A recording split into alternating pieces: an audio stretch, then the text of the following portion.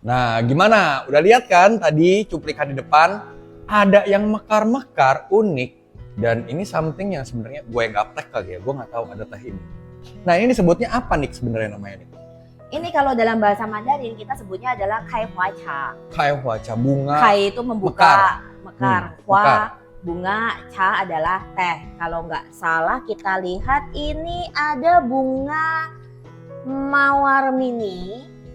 Sama ini putih kayaknya jasmine deh. Nah, sebelum kita mulai pembahasan, gue pengen tahu dulu, gue penasaran nih. Bagaimana rasanya? Wanginya sih enak banget sih ini. Kalau mau minum Sweet. kai hua cha, itu yang pertama adalah baunya dulu. Karena dia tidak hanya punya rasa, tapi dia juga wanginya itu yang penting. Salah satu bagian dari menikmati. Enak nih. Actually it's pretty good. Kalau menurut lidah saya, teh ini green tea kan ya? Betul. Green tea ya? Jadi base yang di bawah ini adalah teh hijau, kemudian dijahitkan dengan bunga-bungaan yang edible. Memang bunganya bisa dimakan dan punya khasiat kesehatan. Kalau rose, meikui, kalau buat kita orang China itu punya fungsi melancarkan sirkulasi, bukan sirkulasi darah tapi sirkulasi qi. Energi tubuh. Dan untuk kesehatan kulit. Oke. Itu kalau dari sisi kesehatannya ya. Betul. Kalau dari sisi rasa, ini yang green tea ya. Green tea itu identik dengan rasanya biasanya agak-agak pahit-pahit gimana ya, hampir gak ada manisnya.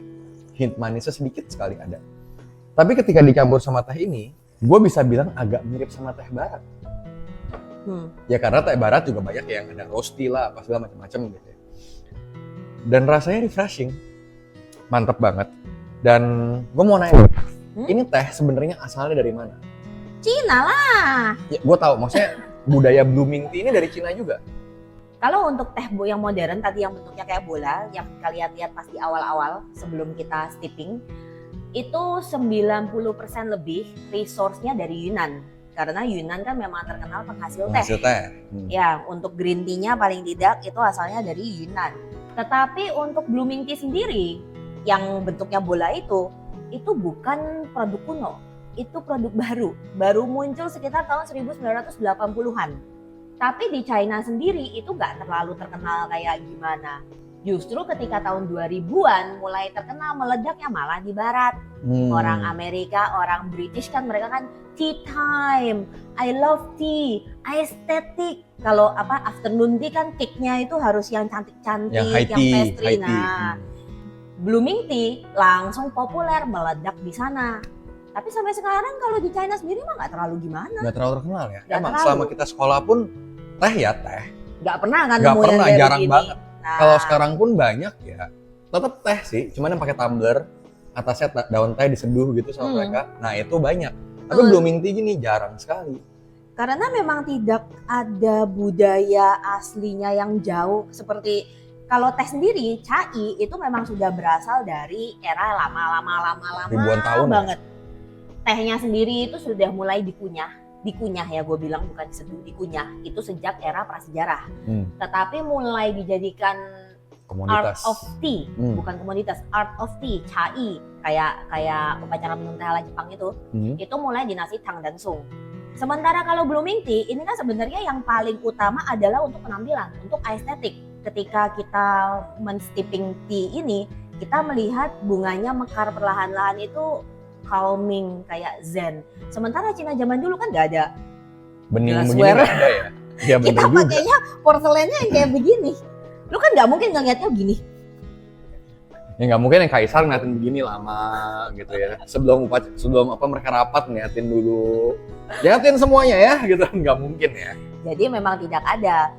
Kalau blooming tea, bukan blooming tea sih, blooming flower water itu ada. Tapi itu saja baru mulai dinasti Ming dan Qing ketika mulai masuk glassware dari luar negeri. Ketika trading keluar itu mulai dibuka. Tapi itu bukan teh. Kalau ini kan ini teh kemudian dijahit dengan bunga, makanya dia mekar tapi rasanya teh. Itu tuh lebih kayak chrysanthemum. Teh bunga ya? Sebenarnya bukan teh sih itu sih. Ya kita nyebutnya teh bunga. Herbs. Ya Tapi kita nyebutnya teh bunga. yang bahan dasarnya bunga. Ya jadi ini kayak misalkan bunga krisantemum itu kan memang Mollyhuaca gitu ya. Mollyhuaca itu jasmine boy. Oh iya. Krisantemum itu Chihuahua. ya Chihuahua. Chihuahua. Chihuahua itu dikeringkan, kemudian dimasukin ke glassware, dituang air, itu dia akan mekar. Kayak lu punya krisantemum tapi bukan di atas vas, di dalam teapot. Tapi nggak modelnya kayak begini. Kalau ini memang benar-benar baru ada tahun 1980-an. Dan tujuannya mungkin beda ya kalau zaman dulu ya. Kalau zaman dulu itu tidak untuk 100% diminum sih, lebih tepatnya untuk jadi estetik, jadi pajangan atau ngejamu tamu. Karena di zaman dulu glassware sendiri harganya kan sangat mahal. Kalau lu bukan kaisar, bangsawan, aristokrat atau pejabat korup, ya susah. Dan tenang saja kalau takut mahal karena teh seperti ini bisa diseduh 3 sampai 5 kali. Kalau kualitasnya bagus banget sih ya bisa sampai 5, tapi standarnya 3 kali. Rasanya udah mulai hilang setelah itu. Biasanya setelah itu steepingnya agak lebih lama. Kalau yang pertama kan dibilang 5 menit, kalau setelahnya ya lu tungguin 7 menit kayak. Oke. Nah, kalau mawarnya udah mulai sompal, Pak. Ada nggak apa-apa deh yang enak.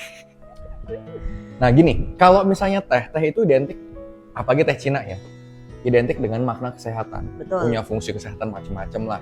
Menenangkan lah, buat pencernaan dan lain-lain. Betul. Nah kalau ini, kalau ditambahin sama bunga-bungaan ini, apakah ada khasiat kesehatan yang lain ya? Oh ya jelas. Bunga-bunga ini dipilih juga tidak sembarangan. Nggak kemudian bunga bangkai Anda jahitkan dengan daun teh.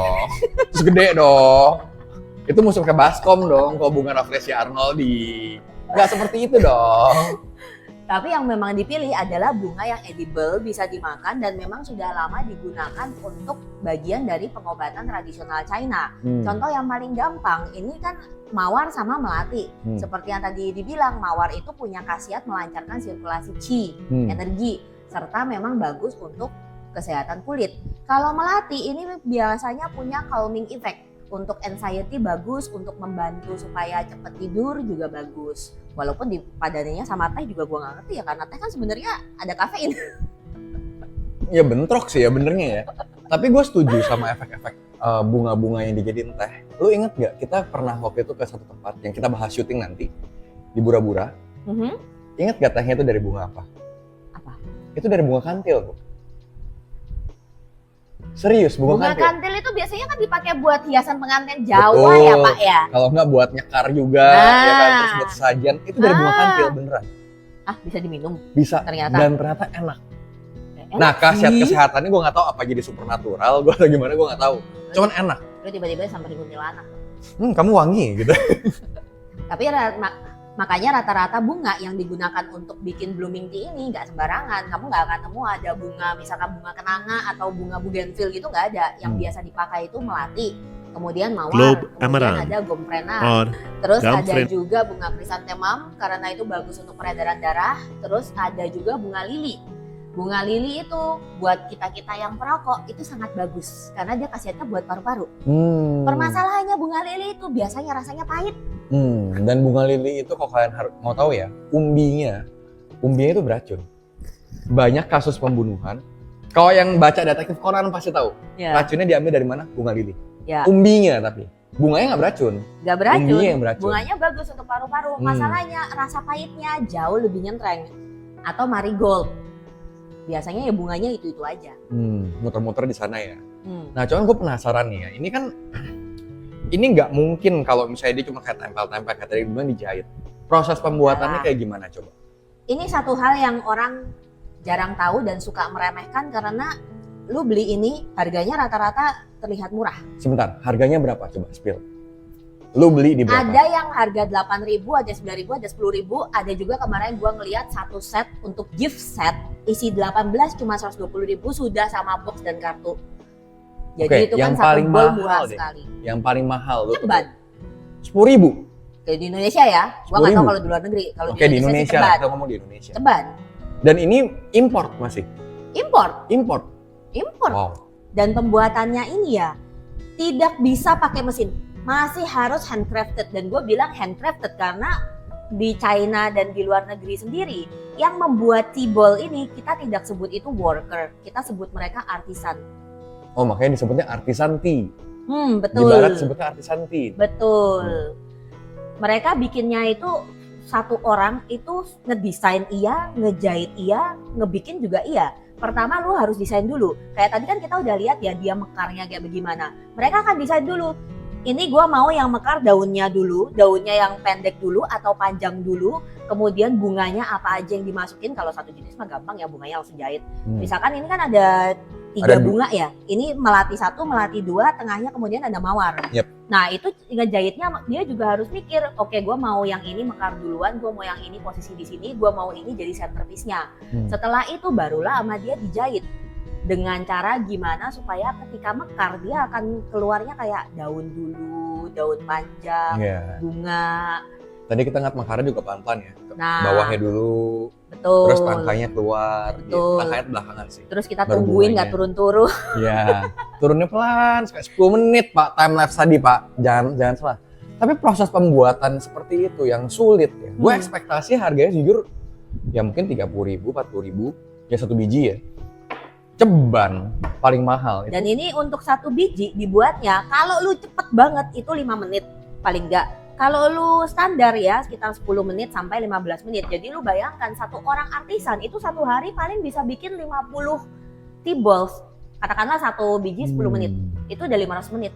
Udah lebih dari jam kerja normal, Pak. Jam kerja normal 450 menit kan 8 jam. Betul. Dan dengan harga katakanlah ceban nih. Itu udah lu hitung shipping cost dari sono, lu hitung packagingnya, lu hitung taxnya, bea cukai, orang dalam, profit cut buat toko, raw materialnya, artisannya dapat berapa paling? Ini lebih tepatnya tehnya bukan disebut artisan tea ya, slavery tea ini harusnya.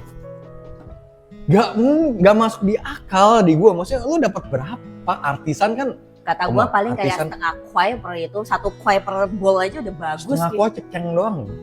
Ya iya. 1.000 perak doang. Dan rata-rata artisan ini mereka itu kan biasanya ibu-ibu yang memang wanita-wanita yang memang tinggalnya di daerah Yunan, daerah-daerah perkebunan teh, dan biasanya skill ini tuh kayak diturunkan aja. Jadi mamanya yang pertama mulai, kemudian dia akan ngajarin anak-anaknya, dia ngajarin tetangganya gitu. Jadi bukan kayak skill yang lu bisa ngeles terus dapat gitu enggak.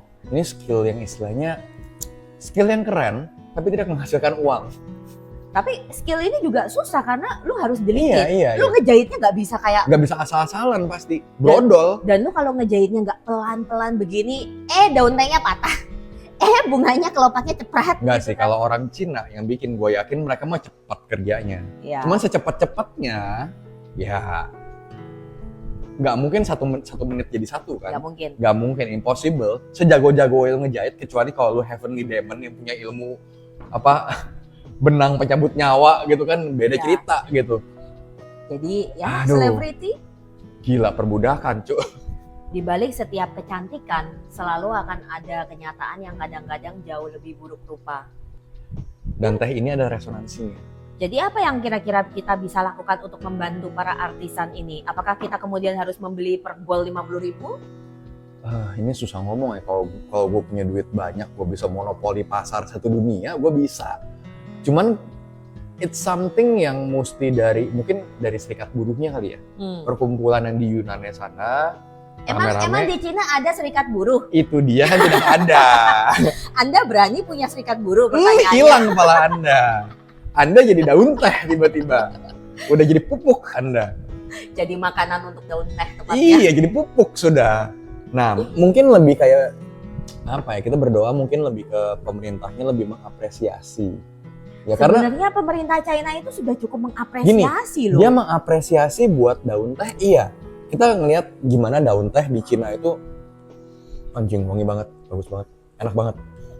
Kita ngelihat pemerintah Cina memang udah sangat mengapresiasi daun teh dari zaman bahula. Dari zaman kerajaan, teh dari yang harganya let's say per gram ceban mungkin per 100 gram ceban sampai yang jutaan, teh yang difermentasi dulu dan lain-lain macam-macam. Tapi ini kan sebenarnya subculture-nya yang kurang dilirik mungkin sama orang sana dan pemerintah sana juga. Dan menurut gue ini sayang kalau sampai hilang. Dan ini potensi hilangnya gede loh. Gue merasa sih kalau para tuan-tuan British sih kayaknya tidak akan bosan dalam waktu dekat. Warga British berapa banyak sih coy kalau bandingin sama warga Cina?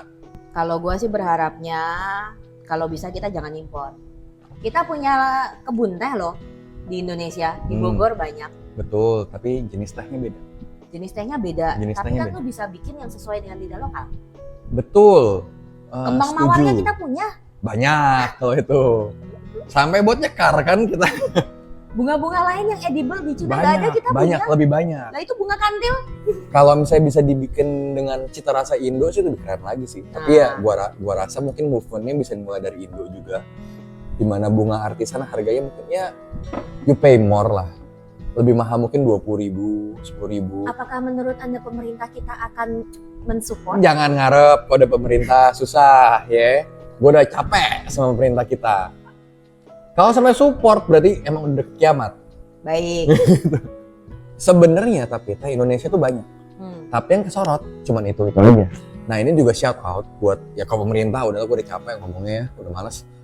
Cuman buat pengusaha-pengusaha lokal terus pemilik kebun-kebun teh yang mungkin masih menanam atau mencoba varietas-varietas lain. Boleh nih dilirik selain buat ngembangin varietas Indo yang punya teh Indo ya. Juga digabungin sama bunga-bunga lokal, dijadiin teh artisan yang keren kayak begini. Gua rasa itu ladang bisnis baru sebenarnya. Betul. Tapi jangan human slavery juga ya. Ya bayar lebih mahal sedikit lah, it's okay. Kita saling ngedukung ekonomi kita yang di morat-marit ini. Semoga bisa jadi lebih baik. Kita kembangkan UMKM lokal. Kemarin kan ada yang bilang sukanya cinta produk Indonesia. Mungkin kita Indonesia belum produksi, tapi kita punya bahannya semua. Kita bahkan punya koleksi bunga jauh lebih banyak daripada di China yang bisa dicoba. Rasa kearifan lokal kenapa tidak dicoba? Siapa tahu ada pengusaha yang kepikiran ingin mencoba. Kita bisa dengan senang hati membantu Anda untuk mengiklankan. Mungkin. Boleh. Kalau buat sekarang masih gratis. Kalau buat sekarang kita bantu buat UMKM yang mau boleh DM, ntar kita bakal featuring di sini. Kalau ada UMKM yang mau bikin blooming tea ini lokal, gua bantu advertise di channel gua di Show Village. Kita datengin tempatnya kalau perlu. Asal deket. Oke, video ini merupakan bagian dari tasting Cina. Tasting China ya, mungkin ya tasting China. Video ini merupakan bagian dari tasting China. Kalau kalian suka video ini, jangan lupa like, comment, subscribe, dan share video ini ke seluruh dunia. Bye-bye. Bye-bye. Sampai.